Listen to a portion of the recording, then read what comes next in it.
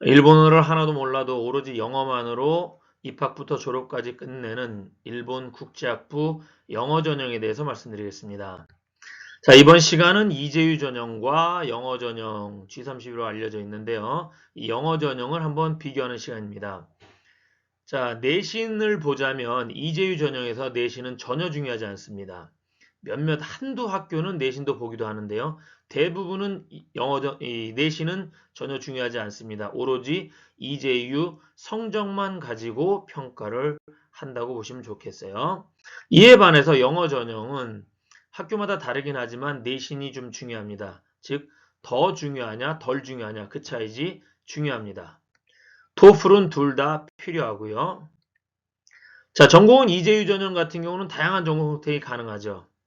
이에 반해서 영어 전형은 이재유 전형보다는 좀 제한적인 선택이 이루어진다고 보시면 되겠어요. 그런데 이것도 잘 알아보시면 다양한 전공 선택을 하실 수가 있습니다. 자, 그 다음에 이재유 전형은 기본적으로 이공계에 좀 더 유리하다고 알려져 있고요. 맞습니다. 그리고 인문계로 이재유 전형을 가시려는 분들은 최대한 명문대 지원을 목표로 하시는 게 좋을 것 같습니다. 자, 그리고 영어 전형은요, 문과에 좀 더 유리하고, 잘 알아보시면 이공계 전공도 선택할 곳들이 몇 군데 있습니다. 자, 그리고 영어 전형은 굳이 명문대가 아니더라도 영어 전형이 제공하고 있는 그 프로그램에 초점을 맞추면 좋겠습니다. 자, 언어는 이재유 전형은 당연히 입학부터 졸업까지 일본어고요.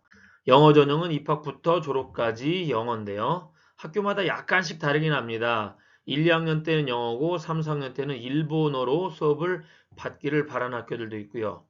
자, 일본어 수업을 최대한 많이 제공하는 학교들도 있습니다. 어쨌든 4년간 영어 전형이라도 일본에서 지내다 보면 영어는 당연히 잘하게 되고 일본어도 또한 잘하게 됩니다.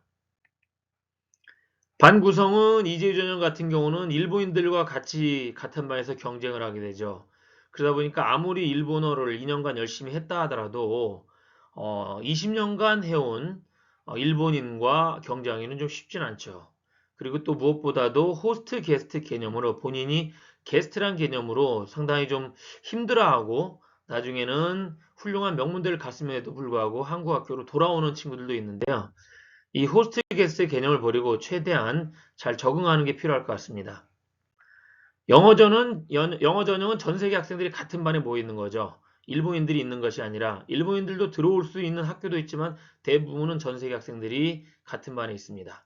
그러니까 너나 나나 게스트인 거예요. 그러다 보니까 더 잘 융화되고 더 재밌게 지낼 수가 있습니다.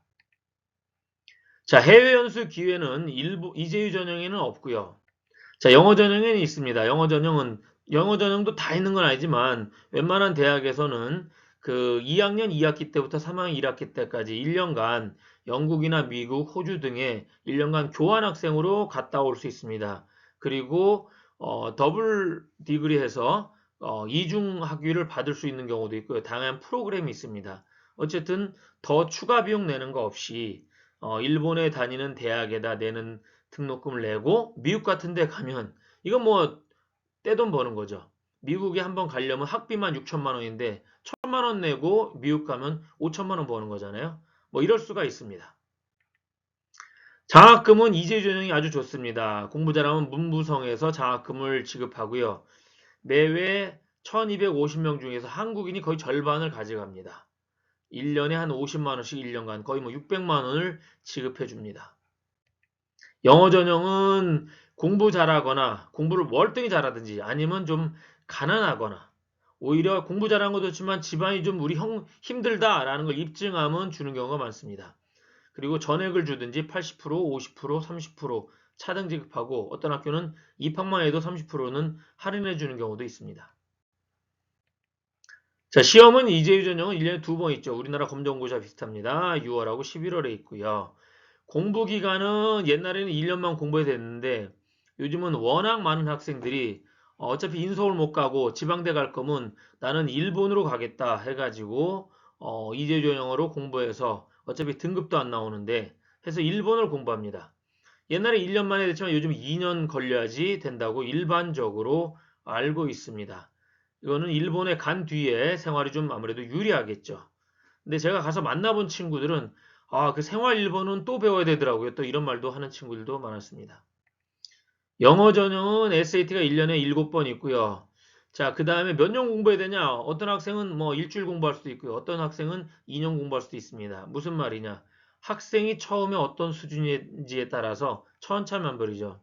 자, 일본을 간 뒤에는 4년 동안 어차피 일본을 준비해야 된다는 점이 이재유 전형보다는 좀 불리할 수 있는 겁니다. 자, 그렇지만 영어 전형이 여러모로 졸업 후에는 더 좋은 점을 가질 수 있다고 저는 개인적으로 생각합니다. 그래서 어느 전형이 더 좋다라기보다는 자신의 현재 상황과 어느 전형이 자기에게 더 맞느냐를 파악하는 것이 중요하다고 생각합니다. 자, 이렇든 저렇든 저는 우물 안에서 치열하게 경쟁하기보다는 우물 밖으로 과감히 뛰쳐나가 보다 넓은 세상을 보길 바랍니다.